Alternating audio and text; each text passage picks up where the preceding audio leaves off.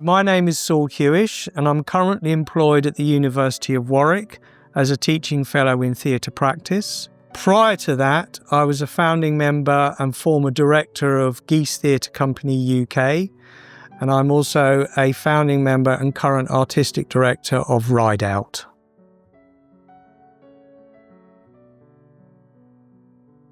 I had a very good time at university, but I didn't go to a lot of classes.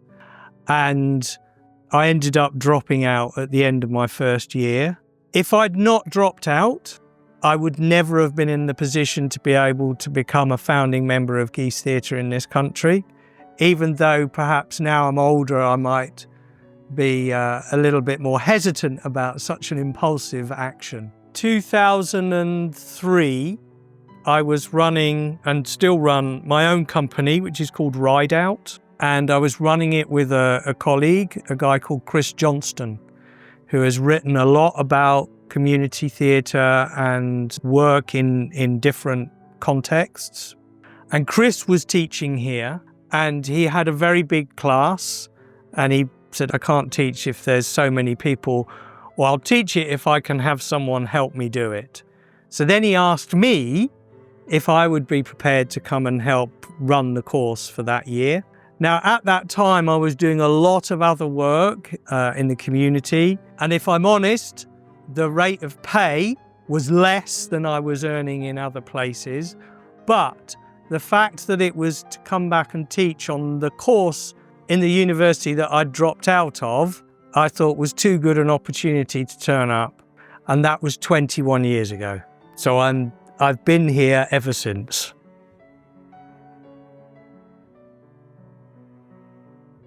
So when I first went into prison with the show, with Geese Theatre, it was a revelation to me in terms of what that theatre could do for an audience. And I was just 21 years old. I was very skinny and I had very long hair. And I thought that what was going to happen is that people were going to make jokes about my hair and what I looked like, and they didn't at all. And in fact, as I just said, what they did was they responded to the work we were doing in a very immediate way. And to give you an example, we would create stories about being in prison, and we had invented those stories, but the stories were based on a lot of research that we'd done. And at the end of the play, one of the prisoners came up to me and asked me if I'd been reading his record, because everything that we'd done in the play was like his life. And we said, no, we don't know you, we've not read your record. But the kinds of scenarios that we were putting on stage were very similar to lots of the life experience of the people in prison.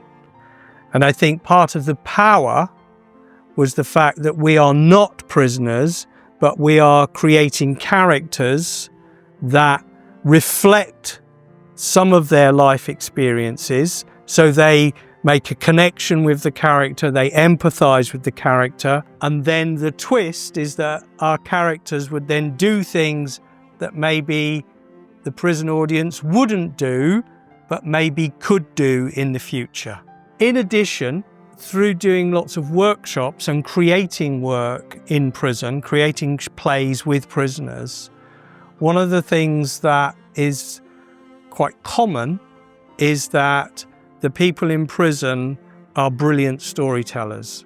Now, that might be because they've spent a lot of time in their life telling lies. But if you think about it, actors, they pretend to be people, they pretend to be other people. And theatre is very much about telling stories. And so what you find is that there are people in prison that are, I guess, have some natural gift or talent for performance. But that doesn't mean that what I'm doing is about going into prison in order to try and find actors. It's very much about using drama and theatre as a process. And the process is used in order to help people explore their lives and explore their place in the world.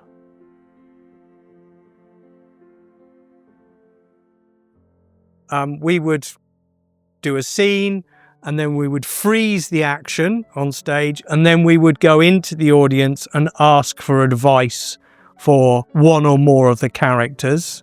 Then we would come back on stage and we would say back the advice that we'd heard from the audience, and then we would choose different scenarios perhaps to play out. So it has a quality of forum, but it wasn't based on Boal when the plays were first created.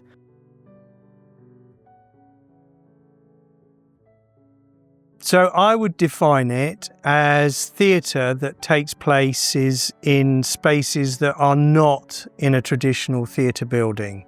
So it's taking theatre out of a theatre building and taking that theatre into lots of different contexts. So it might be that we're taking the work out into a community which is a geographical community. So it might be a village or a town, or it might be taking the theatre into other kinds of organisation or institution. So it might be taking the theatre into a school, or taking it into a hospital, or taking it into some kind of centre within a community. And also, I would say as well that it's about using theatre either to educate a particular audience about a particular issue, or it might be about making theatre with that group. So it has a participatory element to it. The type of theatre that we were doing was improvised and it was interactive. And so we were able to create stories on stage which had a direct relevance to our audience, and it meant that the audience was able to talk back to us during the play. So it had a very powerful impact on the audience, but equally that had a very powerful impact on me, because I realised at that moment that this art form, this theatre business that we do, has a role to play which is perhaps bigger than just being a place for people to go for entertainment. So it was about exploring people's lives and real situations that they find themselves in.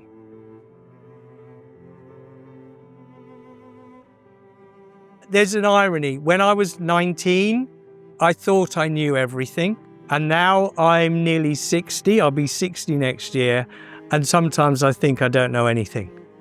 And in terms of my identity, I feel like I've grown into someone who knows quite a lot of things about a small subject, which is working in prisons and using theatre in prisons. But I feel very confident, and I feel that I have experience to offer students. And that's always been my position. So I don't really consider myself to be an academic. I consider myself to be a practitioner, and that what I share with my students is my experience of practice in this field. So in terms of what I do, what I teach is really I teach about facilitation and using drama in different contexts, but then I focus into creating theatre and drama for a prison audience.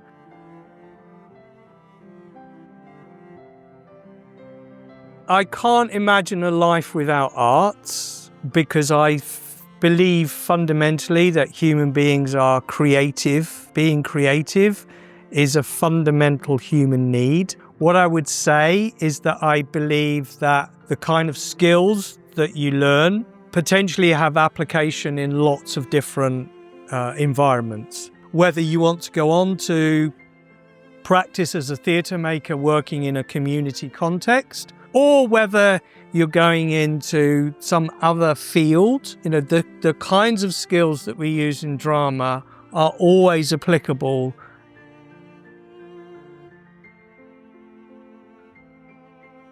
My name is Ethan Farmer. I'm a second year theatre and performance student. I'm Olivia, I'm a second year theatre and performance studies student. It's opened my eyes to what workshops actually can get out of people. Obviously the end goal is for a prison setting, but also just about like devising techniques, creating performance.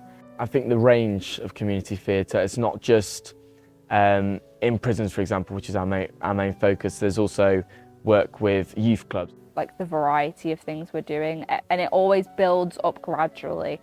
I would definitely say that like the skills you learned, particularly for me, or for me specifically, facilitating and like being the person running the workshop, like, so that to me is a really important skill that I've got out of this. It's an amazing opportunity to do. Not every day you're going to be able to go and perform in a prison.